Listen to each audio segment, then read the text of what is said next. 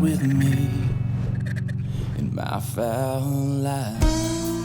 What's up? We're back. I'm back like a rebel making trouble. I'm an assassin, kicking ass on the devil. Oh, I could just flow. Sometimes I really wish I would have been an MC, just like a hip-hop master, like Too Short, Eminem, Lil Wayne. I love country music. I love rock. I love classic rock. I like Andrea Bocelli and Luciano Pavarotti, the Three Tenors, opera music. I like Ligabue, a big rock band in Italy. I like music from all over the place, and I love hip-hop. I like R&B, Jodeci, Boyz II Men, Keith Sweat.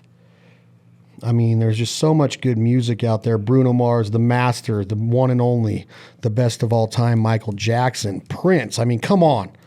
Be diversified. I love outlaw country. I'm not big on the new country. Some of it's okay. But I like Brent Cobb, Leith Lofton, Cody Jinks and Cody Johnson and Adam Hood. So many more. Just check out the Foul Life playlist on Apple Music. Chris Knight from Kentucky. What's up with Rural Route? Listen to that song and tell me it don't make you cry. Or listen to Shine On Rainy Day by Brent Cobb. Drake White's awesome. Whiskey Myers, Travis Tritt, Chris Stapleton. Don't get me wrong, there's some good music on the radio. I like some of it. I love John Party. I like our boy Riley Green, Dylan Carmichael, Michael Ray. They're out there. Just check them out on the Foul Life playlist. Today's episode of the Foul Life podcast, Dickies Workwear podcast series. Thank you, Dickies, for believing in us, our brands, the culture, the fabric of our communities, just overall society. We got to work. We were put on this earth to work, and that's what Dickies believes in. And you talk about reinventing themselves and just revolutionizing their entire offering and line of workwear and lifestyle wear. It is badass. Trust me, we've been wearing it for the last 18 months, and we're workers. I hope you understand that. We work hard, we play hard, we love hard. We're out there, like Riley Green says, we out there. And today's part two with another guy that's out there. We talked about part of his career as a salmon guide on the Kenai River in Alaska for 5.5, 6 months out of the year. You know he's married to a beautiful artist named Allie Beck, at Allie Beck Stanley on Instagram. You got to check out some of her artwork. He's got kids. He's had a newborn. He's raising his kids that Allie had in a previous marriage. This guy is salt of the earth. His dad taught me a lot of what I know about duck hunting, waterfowl hunting, fly fishing. John David Stanley is back, and today we're going to talk about his other career that he does for the other part of the year, the other half of the year, guiding goose and duck hunts at Ranger Creek Outfitters. Ranger Creek what? Guide service? Ranger Creek Goose. Ranger Creek Goose. That's over there in Haskell County, Texas, right? Mm-hmm. If you guys are big Foul Life fans, you probably know how much admiration we have for Phil Robertson and Jace and Willie and Red Dog and Uncle Si and everybody, Justin Martin, everybody at Duck Commander. Well, back in the day before Duck Dynasty became a super hit, even before Duck Commander, Benelli's Duck Commander was on the Outdoor Channel, they had a DVD series. The Duckman Part 1 with Warren Coco from Go Devil Motors in Louisiana is the best waterfowl DVD, hunting DVD ever made. It's awesome. He went for the bucks. I went for the ducks. A lot of people don't know that Phil Robertson started over Terry Bradshaw at La Tech University as quarterback. But where I'm going with this is Haskell County is where Benny Prince was from. And that's where they filmed a lot of those DVDs on all those potholes in Texas, killing those widgeons and those mallards. And they made it look so easy just because they're good. Salt of the earth people. Big inspiration to us. Thank you, Phil and crew. Miss Kay. I loved my time that I got to spend with y'all. I can't wait to see you guys again. But that's where John David makes half of his yearly income is in Texas at Ranger Creek Goose. So, a goose guide. Mm-hmm. We ended the podcast the other day, and I asked you to think about the pressures. Do you feel pressure? Do you put so much pressure on yourself, or do you just have it set like, hey, my client list is what it is? Or do you get those people in camp that they expect the limit every day, and if they're not shooting, it's not worth their time? When I was guiding, I told you, man, sometimes I felt like I needed to refund their money, but you can't do that as a guide or an outfitter, or you're going to go broke. So how do you balance all of that with not letting the pressure get to you? Well, I mean, that's a solid question, and to say that don't feel pressure would be inaccurate because I put more pressure on myself than any hunter could. But the other side of that is I don't feel, the only pressure I feel is from myself. And I'm comfortable with that no matter the outcome of the hunt or the fishing trip, whatever. I've done this long enough now. I know I'm leaving everything I got out there on the table. Nothing's half-assed. Like I tell people this in my boat just like I do in my hunting groups. Nobody in any of my parties, fishing or hunting, wants them worse than I do. It's not possible. Like, so I'm comfortable enough with, I know the amount of effort that I put in and work that I put in, that I'm giving them the best opportunity I possibly can, regardless of the outcome. And the clients that I have now and have had for a long time, they know that. Well, give me an idea, and I love what you're saying, JD, but give me an idea of where a guide can go wrong. What are some of the things that you're in your mind thinking about right now, the corners that you don't cut? Do you hide the blind perfectly every day? Do you wake up and get out there in plenty of time to make sure that the ground blinds are concealed the right way? Yes. If you're in pitch, you make sure that the pit covers are, like, is that the things you're talking about, that you put the client that's paying his or her hard-earned money to come visit you and hunt, you put them in the best position possible to have, you don't have to even call it the hunt of a lifetime, but to have a memorable morning or afternoon, have success, and create memories. So that's what you're saying, is that a good guide, there's no downtime during the season. If you're not hunting, you're scouting. If you're not scouting, you're doing something to make that next day's hunt worthwhile, right? Yep. Always. It never stops. It's not just as simple as, you just go hunting in the morning and then tomorrow you go again. Like, I don't stop. Like, I make sure I get to the fields early. I make sure that because that's the only thing I can control every day, is being on time. You've been there. I've been there. We've all been there at times in our lives where we were running late, whatever. It never turns out well if you're setting up decoys while birds are flying. It just doesn't. That never has a positive outcome, right? Because it's missed opportunities. So I would much rather be set up 40 minutes before shooting time and hanging out and socializing with my hunters, rather than rushing to try to get everything set up and all the trucks parked and everything while the geese are flying. So that's one of the things that I control. The other thing, hiding. Hiding's, it just as well as I do. It's everything. Making sure that most people that have hunted with me or have worked with me, whatever, would all tell you that I'm super anal about the way the decoys get set up. Because, and it's not that I do the same thing every day, but I know what I want it to look like to get the birds to do what I need them to do. I've just done it enough. It's, I have my spreads, my ideas, that I pull from all the time, my playbook, so to speak. And so you give me this weather, this wind, this light, certain fields hunt better in certain winds, just like anywhere. Like, I already have a game plan for that. It's not like I'm trying to figure it out when I show up there. Like, I've already thought about it because I know where I'm hunting the night before because I scout. So I'm already developing what I'm going to do before I go to bed. So then when I get up, it's easy. I just go there and put in the work and get it done.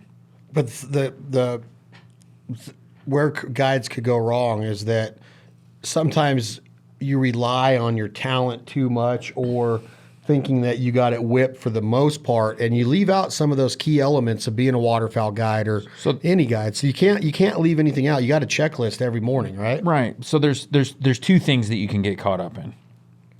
A, it's being stagnant and not changing what you're doing, and just doing the same thing every day, same spread, same setup, everything every day, different fields. I see it happen a lot with other outfitters that and all over in places that I've worked. They do good for a while, and then those birds get conditioned to what the program is, and they still run the same play. Don't get stuck in that. Like, don't be afraid to try something different, whether it be a bigger spread, smaller spread, spread the decoys out, tighten them up. You know, there's edge hunt versus hunting in the middle of the field. Like, there's a lot of things you can do to diversify your attack, and I see people get stuck in this one-dimensional style of hunting. And I would say that's probably the biggest mistake. The other one is, and I don't know if you've noticed it, it's kind of a pet peeve of mine. The average goose guide now is not the goose call operator that goose guides were 15 years ago. They learn how to make a lot of noise, and that's all they do. Like, overcalling is a huge problem everywhere, I think, in my personal opinion. I agree. You know, It had a lot to do with the internet. Yep. It's so much easier to learn, you know. Well, not learn the right way, though. It's easy to get an idea of it, but to sit with a Tim Grounds or a Fred Zink at a show like they used to be so, readily available at our fingertips, to go to a show or something, you could pick the brain and hear a goose call.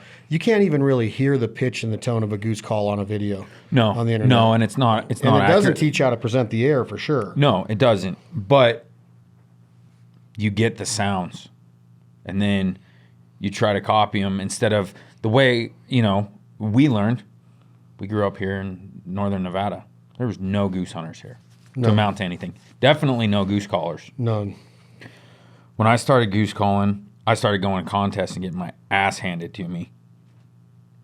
But that was how I learned. I got to listen to Bill Saunders, Kelly Powers, because I started contest calling in 97, 96, Yep. somewhere in there. That's when I started, was 98. Yeah. But we And used I beat to, your ass in the Nevada State Duck Calling Championships. only because I blew over the light. I was only 20 points Still an ahead. ass whipping. Well, Nobody in Stuttgart knew that you were 20 points ahead going into that last round. No. But yeah, that's the thing, is that you don't. But that's how we learned. We went to contests and got our teeth kicked in. Yeah, you and came we're up in the honky tonks. And now it's like you just have to watch a video. And I want everybody hunting. If it's legal and ethical, I want hunting. It's awesome. But if I could give any advice to young guides or people that want to get into guiding, it would be really become proficient at the craft of blowing a call. I think that, and it's funny that you say that, because here's the two things that I concentrated on in guiding, because you can't control the birds, you can't control Mother Nature. As long as you put yourself and your hunters in a position, here's the three things that I concentrated on. First and foremost, I wanted my group to know what safety meant. Yep. And that's one of my pet peeves, or my anxiety button pushers, was you're hunting with strangers every day. Mm-hmm. When I'm hunting with you or your dad, I know where your guns are. I know what you're thinking. I know what you're getting ready to call the shot, or you know when I'm getting ready. I know what note to make after you make it. You get comfortable with the hunt group. Yep. But when you're with strangers every day, and the excitement level, the anticipation, I've seen too many mistakes, man. I'm not going to lose my life for somebody to shoot a goose because they were so fired up to push the safety button off at the wrong time, or just had it off. So that was one of my pet peeves. Yep. The other thing that I really wanted to concentrate on was conversing and conversation, storytelling, comfort level, camaraderie, cutting up, joking, personality, easy to get along with, made them feel like we just met but we're best friends, and that's what hunting's good for. Yep. More so than golf. When I golf, I don't become best friends because I'm so competitive, but I also am so shitty. I'm having a bad day because I can't hit the ball. You're focused. You're focused on competing, you're focused on making a good swing instead of comfortable with what your athletic ability is. And if I make a bad one and I'm in the cart, I'm pissed off. Right. If I make a good one, now I'm clinched up going, I got to make now I got to get a good 5-iron. Then I got to get a good putter or a good pitching wedge, right? In hunting, if you see the birds or hear them, that's when I go into focus, shoot the birds, dog brings them back, and then it's high five, and then it's right back to cutting up, cooking breakfast, whatever. So I always wanted to be good at the conversing part of it to make everybody feel like, holy shit, that was a great day in the blind. We're all buddies. Mm-hmm. Not just some stiff down there blowing a call. And I've been around guides like this that you're like, Jesus criminy, dude. I don't care that you can blow a goose call. This is not fun. Right. You're like, no. And then the third part was calling. And the reason that calling is so important is that One, it's an icebreaker. Two, it can become very impressive. It can become a point of where your clients are like, this is unreal. We've never heard calling like that. And I'm not saying that I was an unbelievable caller. I'm saying that I was good enough to get people's attention like, holy smokes. And then on top of that, I was always the one that would say, get your call out. Let's practice. Get your kids' call out. Where a lot of people are like, hey, we don't need that today. I'll do all the calling today, right? Mm-hmm. I understand me as the guide. I'm going to call the shot. No ifs, ands, or buts. If you get up and shoot before I say it, it's going to be a bad day. Yep. But calling is that thing that really makes everybody go, man, this is where I need to be. Because if they're coming in the decoys and you kill a group and it happens, you're not paying attention, here comes a mallard or a goose, bam. But those geese that are going left to right out there at 600 yards and you get on your call and you turn them, your clients are like, but if you don't know how to call and you just let them go by, your clients are like, what the hell?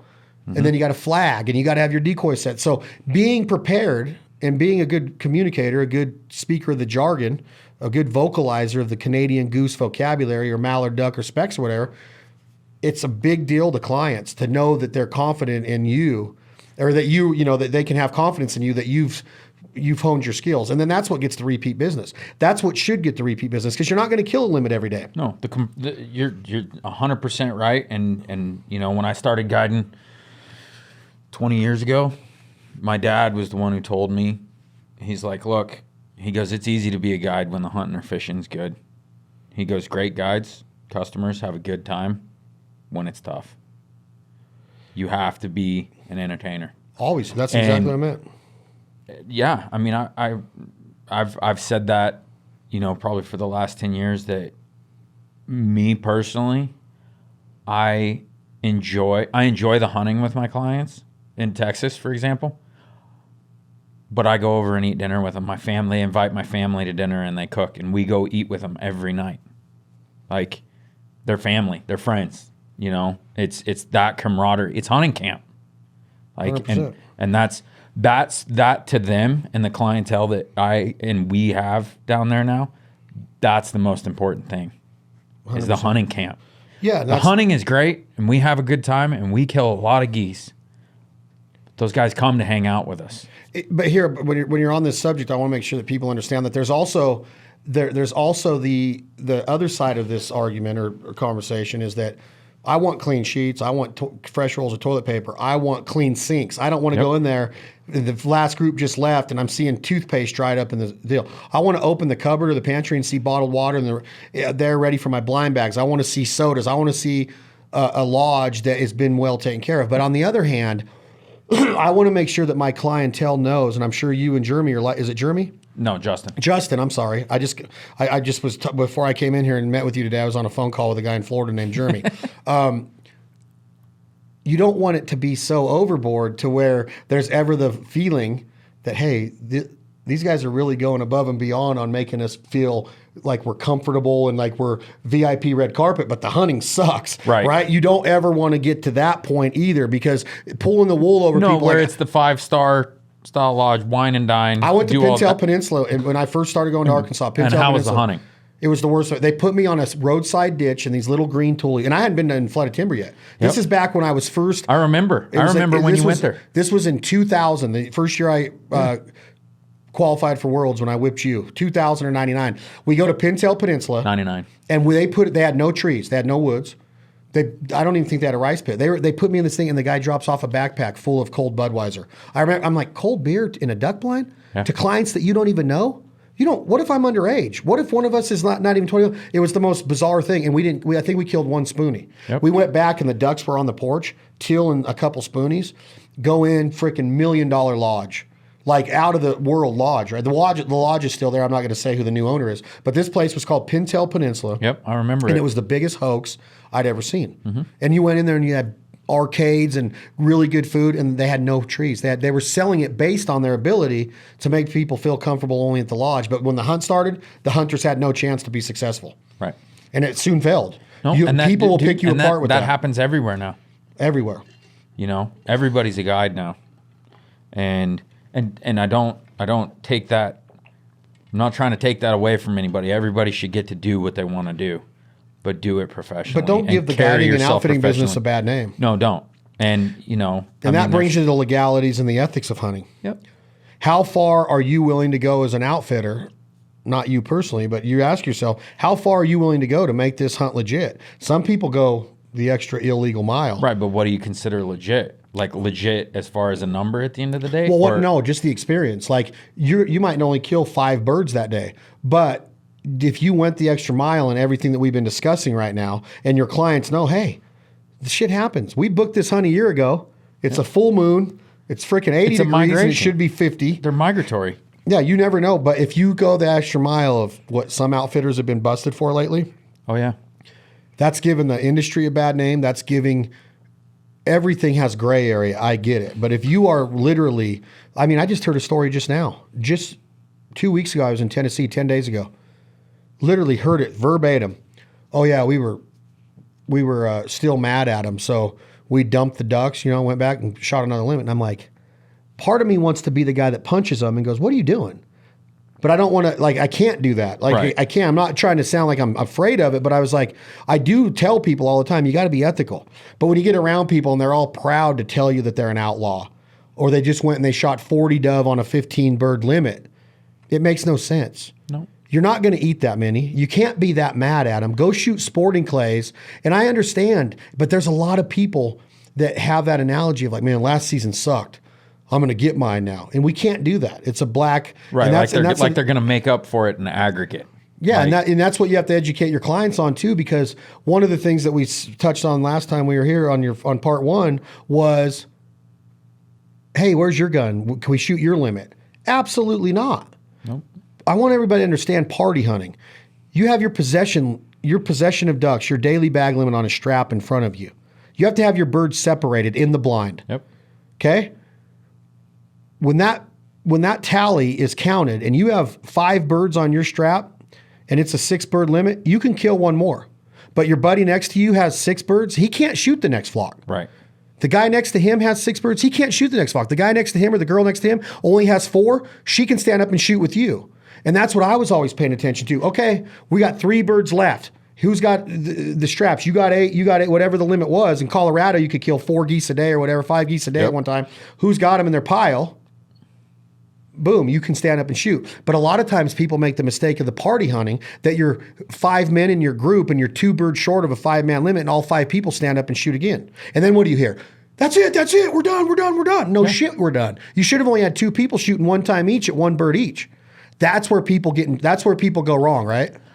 Yeah, a lot of the time. I mean, for sure, and particularly in waterfowl, I mean, it's... Well, where else do you party hunt? But really, you have to stay on top of it. Like, as a guide, like, you need to know where you are. I don't let hunters pick birds up and put them anywhere. I put them all behind each person, wherever they're laying. Let me ask you this real quick on that subject. And I keep What about a cripple? What's the law behind a cripple?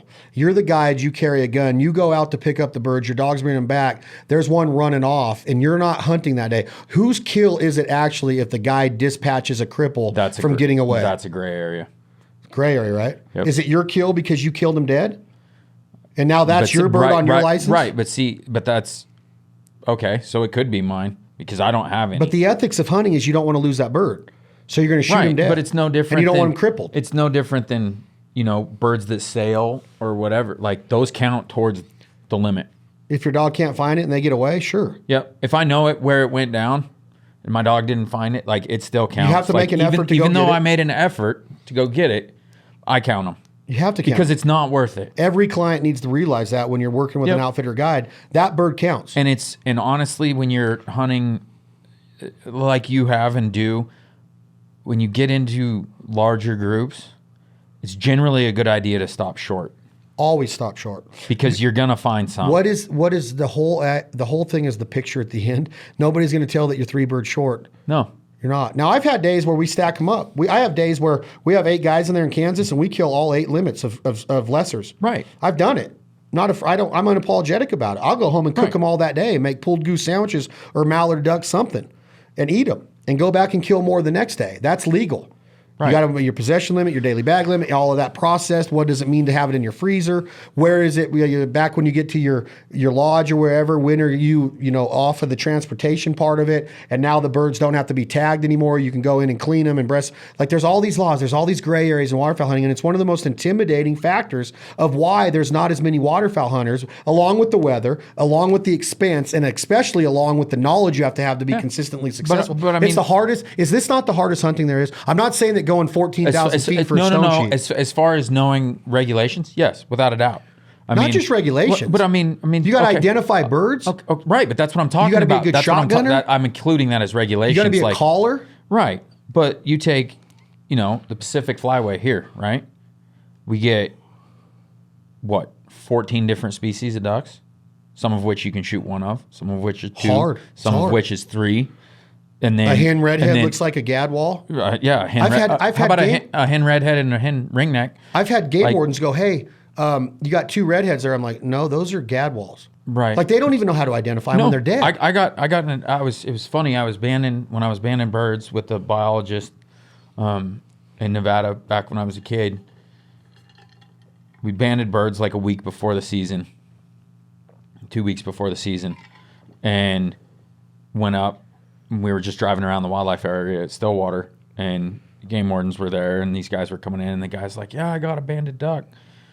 And the game warden that was there, he was an older guy. They had moved him here to retire, and he was going to write this guy a ticket for having too many redheads because he had three, or he thought he had three. And I mean, he's got the book out, right? Yeah. And he's telling him that this banded bird is a redhead. It was a gadwall. I've seen and it. I walked up to him and I was 16, and I was like, "Sir, it has yellow feet. It's a gadwall. Redheads have gray feet. Look at where the wing patch is. Look at this. It's super intimidating to get into, and it makes me worried for the sport. There's just so much regulation on it that why would you want to get into it? And then you got state and then federal, and those are different in a lot of areas. So now what you think you're doing right in the state, there's different federal laws that trump those laws. And that's what's crazy about waterfowl hunting is you're dealing with a federal migratory bird. You don't do that in deer hunting. Right. Coyote hunting, turkey hunting. You're dealing with something that the federal government has their eyes on too. Right. So now you start talking about... Well, it's take, for example, pintails and canvasbacks, right? They're both federally regulated. Yep. Not state to state. Okay? You limit, you mean. Right. So you shoot too many canvasbacks, and it's a federal issue. It's not a state. Because they're federally managed. It's intimidating, to say the least. But here's where I'm going with this. All of that line of questioning about the legalities, okay, and the intimidation factor, because it's hard. And then on top of that, it's not easy. Even when you think you got it whipped and when the legal shooting hours is and how to identify a bird on the wing, and now you got all of the different things from dogs to decoys, the jerk lines, the motion, to ripples, to sunshine and cloudy days, and when do I go and what time of the day do I go and what's the full moon going to do to him and what's the barometric pressure going to do to him. And then on top of that, you got all the calling, you got all of the scouting, you have all of the preparation of where do I set up on this water, and then you got all the concealment part of it. A lot of things you can say like this, look, I want to go kill a deer. I go get in a box blind with an orange vest on and a rifle, and there's going to be a doe that walks out, and I'm going to smack her tonight. And there's going to be a little button buck that walks out, and I'm going to have my daughter shoot at him. Right. In duck hunting, I'm just saying, I'm not saying that we're the best hunters in the world. Please don't take that. Even though we're the smartest, and deer hunters are the weirdest, it's in my opinion the hardest form of hunting, all around hunting there is, in my opinion. Now, do you have to be in better shape to be a sheep hunter and a sheep guide? Hell yes. And to find them in a legal ram? Yes. But all of these pieces of this waterfowl puzzle, and I'm telling you, if you're not in shape as a waterfowl hunter, you're doing yourself an injustice. Going and picking up 4 big honkers in both hands, and that's 4 times, let's say 12, you have 48 pounds and now you're on uneven cornfield ground and big old freaking mud boots and you're trying to run back with your dog full. He's got a mouthful and you're running back because there's another incoming flock and you got to get them in behind each hunter. Then you got to get down and then you got to get your call up and you're like, and you're out of breath and you're like, oh my God, my lungs are burning. It's better to be in shape for all of it. So this waterfowl game is tough and it's better to be in shape and prepared. But where I was going with all of that is back to what you do for a living. You're a mentor as much as you are a guide. These clients are looking at you to help them understand all these rules. They might, that you're their pro. You're their end all. You got Sean Mann coming, right? Yep. Sean Mann's one of the best people I've ever met in this industry. Sean Mann is looked at as the end all. In short reed goose calling, flute goose calling, the Eastern Shoreman call, Josh Newweiler and everything that they did in Easton and all the world titles these guys have won. I think Josh won it like 3 years in a row or something. And he won the Champion of Champions. Yep. Before he was like 25 years old. Yeah, Josh won 3 juniors, 3 worlds, and the Champion of Champions. One of the best. He's probably is he the best of all time in Easton? And then a Easton? world live goose. I know Hunter's considered the best goose caller of all time, but is he the best world goose calling champion of all time? Nobody can compare with those stats. Can anybody compare to that? No, but there also wasn't as many people in it. Like, it's all relative, right? Like, that's like the argument of, you know, who would win now in golf, you know, Bobby Jones, Jack Nicklaus, and Tiger Woods all at their peak. Like, who would win? Tiger Woods. Right, because he's an athlete. But how do you know that for sure, right? Like, I mean, Tiger still hasn't beat Jack's record. Here's my thing is that it's not the same because you got to make the... But it's relative to the competition. You got to make the hole in the ball. Call the game. With goose calling, you got 5 judges back there that don't know who the hell's up there. That's true. So he's doing this 6 times, 7 times he wins the championship in Easton. And I would bet that there was never one time that the judging panel was all the same 5 judges. No. So he's impressing that many different judges. Hunter's a badass. Kelly Powers, all these guys are awesome. Yeah, I mean, I think as far, like, you want to talk about just... Who's the greatest NBA basketball player of all time? Jordan. 5 or 6 world championships? Jordan or Kobe. No. Either Jordan one. is a winner. He won 6 championships. Kobe was a worker, though. It doesn't matter. Kobe would tell you that Jordan's the best. He wanted the ball at the end of the game every time, and he won 6 rings. Right, but so who was the best boxer of all time? Mike Tyson, heavyweight champion. He was undisputed at Better 19 than years Ollie. old. Yes.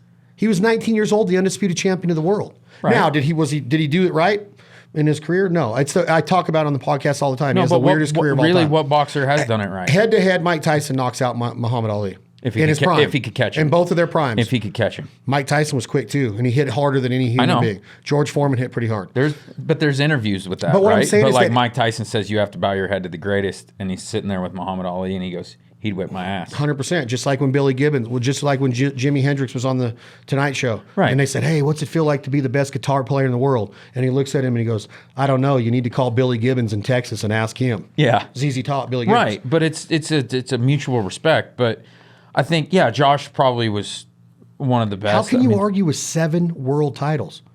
Nobody's done that. How many did Hunter win as a junior? You won 3. the junior. He won 3 junior? Hunter won 3. Hunter won the juniors and the men's in the same year. Same year. But he didn't win 3 juniors, did he? Did he win 3 men's? Yep. The only one he hasn't won is the champions. Right. So if he wins that, I'm going to put him as the greatest but Josh Newweiler sounds like freaking Canada geese. But so here's another one that doesn't get mentioned a lot, not near as much as he should. Robbie Iverson, is without a doubt. He and Hunter, in my opinion, and I'll add one more. Wade Walling, were my top 3 contest callers of all time. Hunter, Robbie Iverson, and Wade Walling. Wade blew GK calls. He came out here to Reno. I know Wade Walling is. Robbie, I don't think Robbie ever came out here, but Robbie's... I don't remember if Robbie won a juniors. I know Robbie won 3 worlds, and then he won the Champion of Champions. And he's won every big goose calling contest other than that there is, multiple times. Robbie will be in the Champion of Champions. Robbie's done. Robbie won the Champion of Champions. At 22 years old. Wow. But you got to think like, because I have the old videos, and Josh is insane. He makes unbelievable sounds on a goose call. We'll never dispute that. But I would venture to say that Josh would also say that the amount of competition that was around then when he was winning versus people like Hunter, Forrest Carpenter. Dude. I don't think there was as many good callers. On. You had Powers, and this is 98, 99, 2000. Kelly didn't win until 99 and 2000. Josh was already done. At 2000, no. No way. No freaking way. Look it up. Look up the last year he won a Worlds. Let's see. This is where we need one of those. Because I can tell you, 99 was Kelly. 2000 was Sean Mann. 2001 was Kevin Popo. Kelly was champion of champions in 2002 was Kevin Popo. 2003. No, wait. Neuweiler was in the 2000s. I wasn't even in competition in the 90s. Was. Because I won the junior worlds in 01.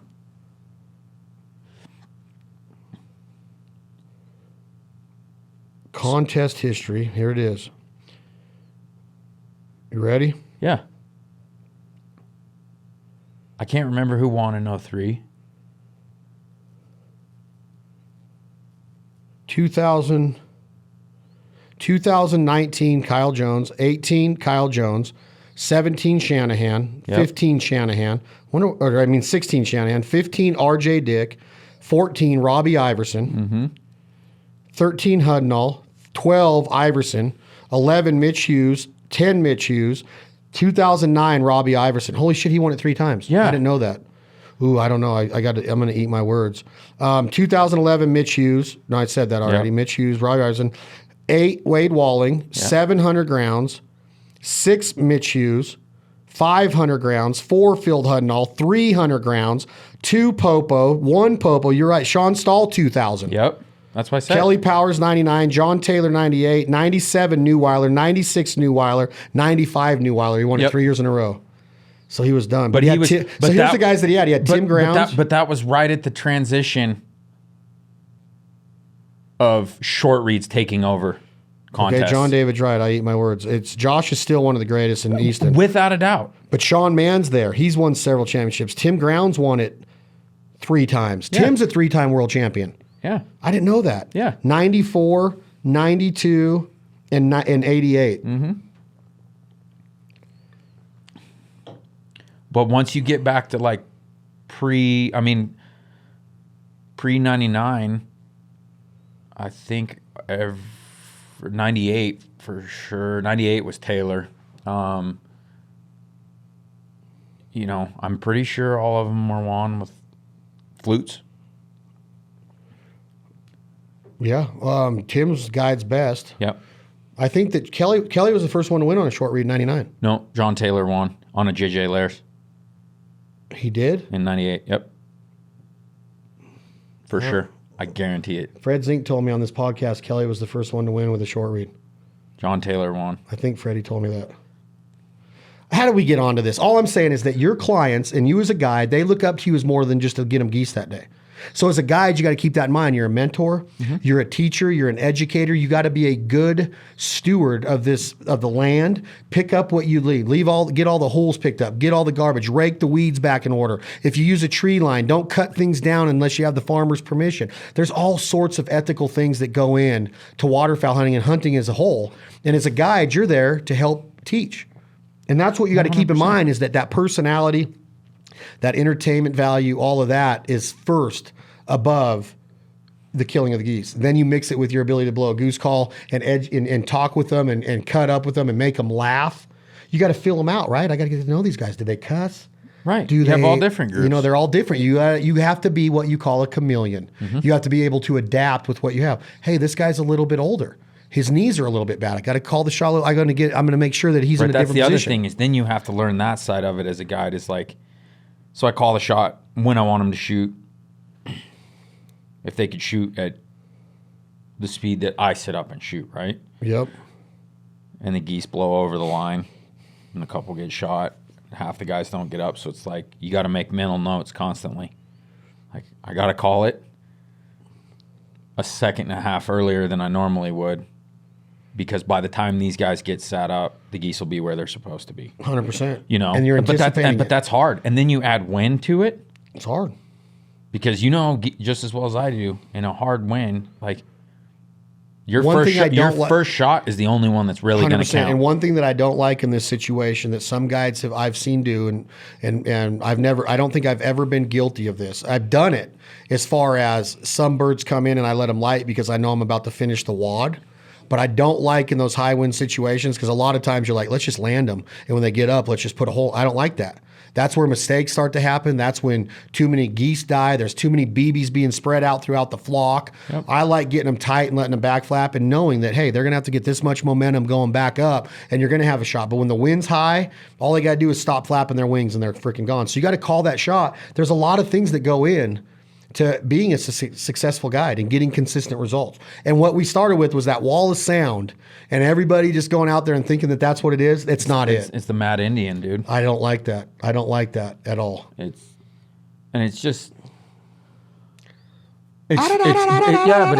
frustrating to me that, I guess I took it a lot more seriously than most people do. The calling side of things and mastering my craft, but you're also considered one of the best all-around game callers of all time. Oh, I don't duck know calling, about that, goose calling, turkey. Oh yeah, you are. Like you can call anything, right? But, so I think that you have to. It just depends on how, because I don't know how many times I've met duck hunters that are like, oh, I just let him call. Oh yeah, I go with him because he calls. Shit, I could never do it. Right. I could never go duck hunting or goose hunting or coyote hunting or turkey hunting if I'm not saying I got to be the only one calling, but if I'm not in the mix. Right, but that's part of what got us into it. Yeah, but a lot of people don't give a shit about it. Talking to them. A lot of people don't give a shit about it. No, they don't. And it's, that's a hard place for a position to put a guide in, is you get guys that want to bring their calls and blow their calls. So generally, we don't mix groups. We have exclusive groups. That's it. Mixing groups is just a recipe for disaster. 100%. Because you get different personality types. And then you're dealing with two groups of guys that might not like each other, that all have loaded firearms that you've never hunted with. Like, it's just a bad situation. Too much.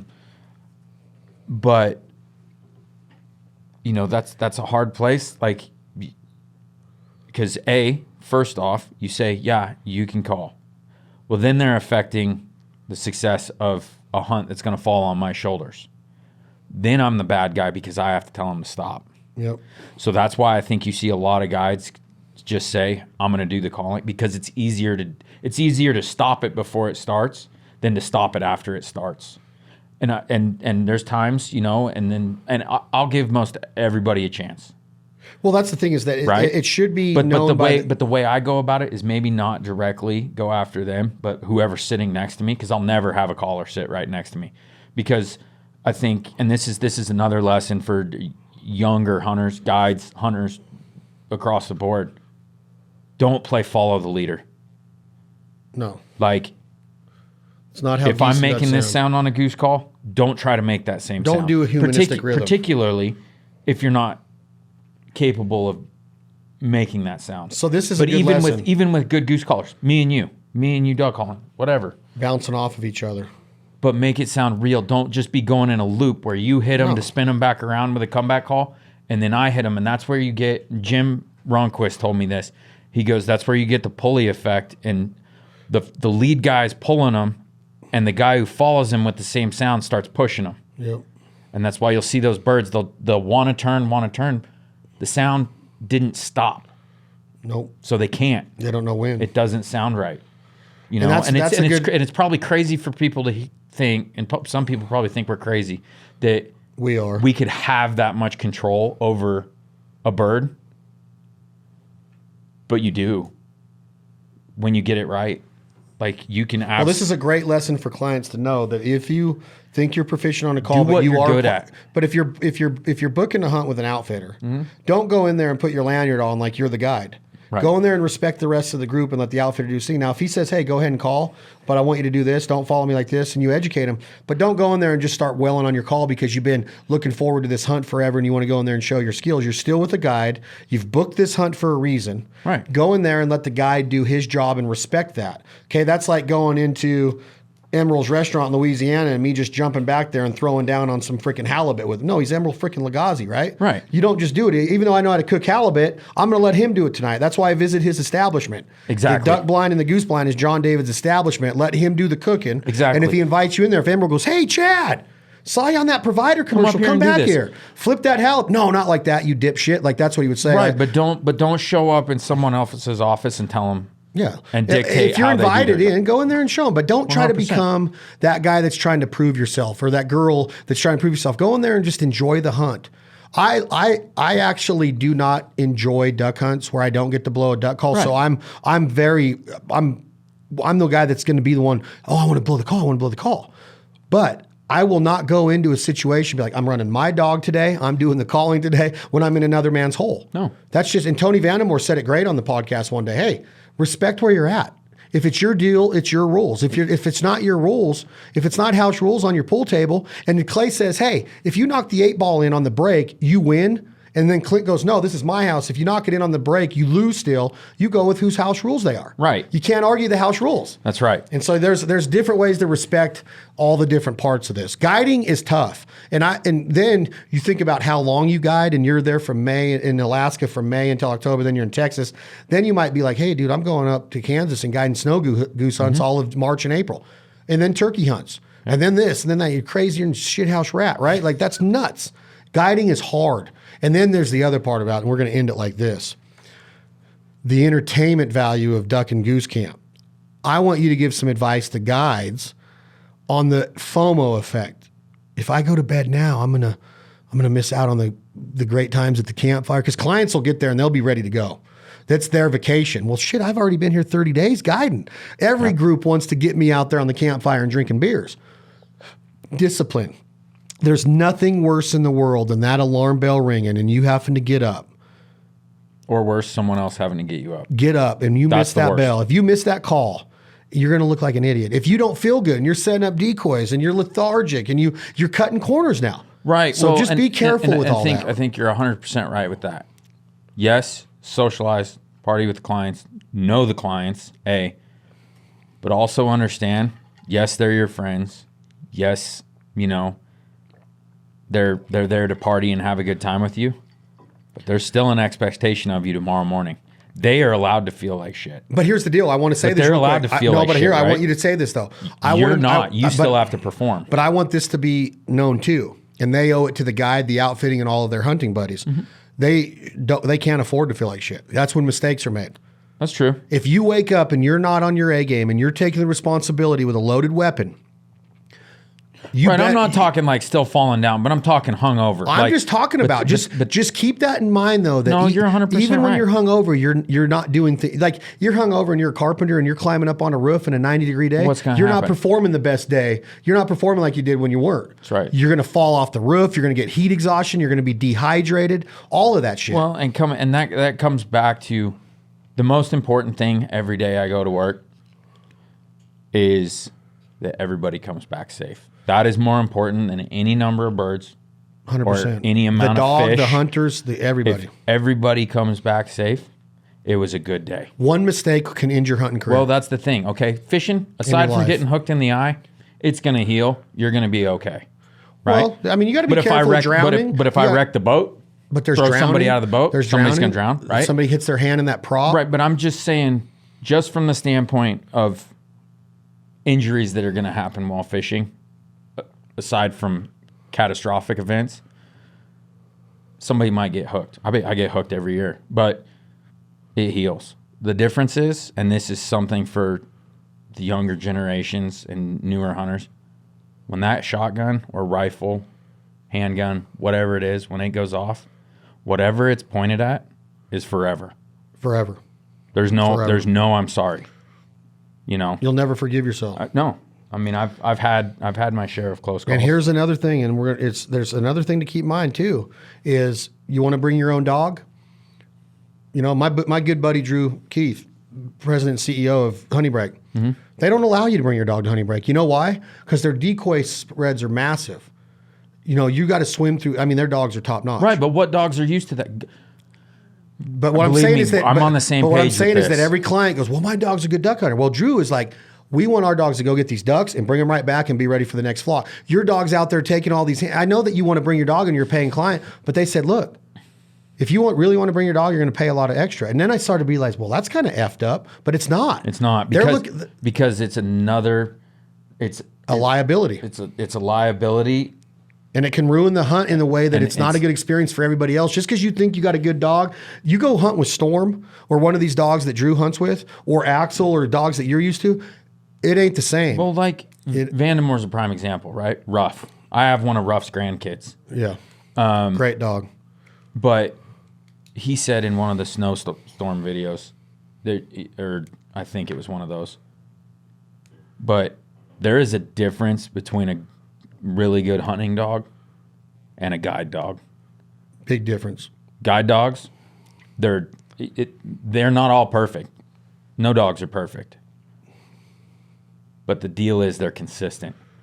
I know what my dog's going to do every time. And then you put that variable in there of a new dog that then people are walking around, walking them out to the birds and stuff. Well, that burns up 5 flocks of geese. Burns up 5 flocks of geese. And then at the end of the day, they're mad at you. well, God, it was a little slow today. And it was like, well, what about the 25 minutes we spent picking up 5 geese? Yeah, because you wanted to bring your dog. Honey break, the dogs can't see the birds fall. Right. They're so hidden. They got a mark. So it's all they're all dead, but they're all blinds pretty much. And that's the thing is that these guys don't understand that. So the next thing you know, they're throwing shotguns. I'm like, dude, that's $4.50. I don't care. I got to get that bird. I'm like, that's not what a dog's supposed to be like. To each their own. Right. But a breaking dog, a squealing dog, all of that stuff, get it fixed. Nip it in the bud and get a good trained dog because it's going to be worth its weight in gold, safety-wise, performance-wise, conservation tool-wise. It's John David Stanley. Can I come hunt at Ranger Creek? Yeah. One question before we leave. You've been around the block in duck calls. You've competed. You've been on stage in Stuttgart. You've been in top 10 like 8 times. You're runner-up. You know goose calls. Jargon the real deal or what? Yeah. They are. Very good? Very good. You heard it from John David Stanley, another episode. This is going to go down in history as something that I got educated on a lot. I like to think about this because it's stuff that we take for granted. I've been on so many guided hunts. I've guided so many hunts. I entertain on so many hunts. It's a lot that goes into it. Hone your skill set. Become the best version of a duck hunter, goose hunter, waterfowl aficionado that you can become, because once it comes together and all those pieces of that puzzle fit together and you see that masterpiece, you're throwing your oils at that blank canvas, it's unbelievable. When the scout and the decoys and the concealment and the dog and the calling and the fetching and the ripples on the water and the sunshine and the high five and the camaraderie and the cutting up and the boat rides. And then you got the breasting or the plucking and the recipes, the campfire, the guitar pick and the highball. It's an amazing lifestyle. Let's become the best we can. Keep safety in mind all of the time. And look into guiding. Look into it if you want to get into it. It's a great way to become a better hunter because you have to go all in to be successful at it. Holler at JD at JD_Stanley. JD.Stanley on Instagram. Book a hunt with him at Ranger Creek Goose. Him and Justin got it going on down there. And I'm telling you, you want to kill specks, you want to kill lessers, you want some widgeon, get down to Texas. Everything's bigger in Texas, especially John David's heart. He's going to teach you everything you need to know about duck and goose hunting. I'm Chad Belling, the Fowl Life Dickies workwear series of podcasts. We wanted to talk about working as a guide, fishing guide on the Kenai and Anchorage, Alaska, around Anchorage, Alaska, all the way down to Texas at Ranger Creek Goose. John David is a guide for life. He's one of the best there is. Appreciate y'all listening. Thank you, Dickies, for believing in the culture of the American outdoorsman, hunter, fisher, gatherer, provider. We truly appreciate all of the workers out there. If you're a janitor at the local high school and you're making sure our kids have a clean, safe place to go to school, if you're a bus driver in city transit, a school bus driver, a jet pilot, a surgeon, an ophthalmologist, I don't care what you do for a living. Do it with pride and passion and love. Become the best you can be at it. It's going to be a life well served. Chad Belding, the Fowl Life Podcast, Dickies Workwear Series. Talk to y'all soon.